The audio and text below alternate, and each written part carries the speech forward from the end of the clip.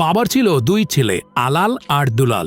আদরের এই দুই ছেলেকে নিয়ে বাবার গর্বের শেষ নেই। হঠাৎ একদিন আলাল আর দুলালের ফুটবল খেলার ইচ্ছে জাগল। বাবা তার দুই ছেলের আবদার পূরণ করলেন। সরাসরি 2026 বিশ্বকাপে নামিয়ে দিলেন আলাল দুলালকে। বড় ভাই আলালকে দিল সহজ গ্রুপে, আর ছোট ভাই দুলালকে দিল কঠিন গ্রুপে, যেন বড় ভাই আলালের মতো দুলাল পরিশ্রমী হয়ে ওঠে। আর বয়স বিবেচনায় আলাল খেলতে লাগলো সহজ গ্রুপে। বাবার মুখে হাসি ফুটিয়ে আলাল আর দুলাল সবথেকে বেশি গোলে এগিয়ে থাকলো।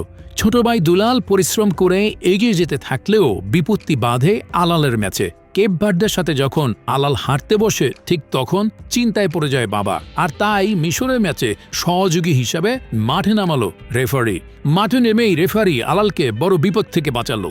আলাল ও দুলালের বাবা স্বপ্ন দেখছে তার দুই ছেলে ফাইনাল খেলবে, তবে পরিকল্পনায় বাদ সাজে কিছু দল। তারা ভালো খেলে তার পেনশন বাড়িয়ে দিচ্ছে।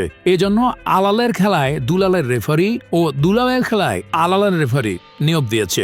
মিশরের ম্যাচে আলাল যখন বিপদে পড়ে, তখন দুলালের একজন রেফারি তাকে বাঁচায়। আর তাই দুলালের ম্যাচে খুশি হয়ে আলাল 5 জন রেফারি পাঠাবে বলে জানিয়েছে। এখন শুধু সময়ের অপেক্ষা। আলাল দুলাল খেলবে ফাইনাল। এক ভাই কাপ নেবে, আর এক ভাই গোল্ডেন বুট নেবে। খেলা শেষে দুই ভাই একসাথে কক্সবাজার ট্যুর দিবে।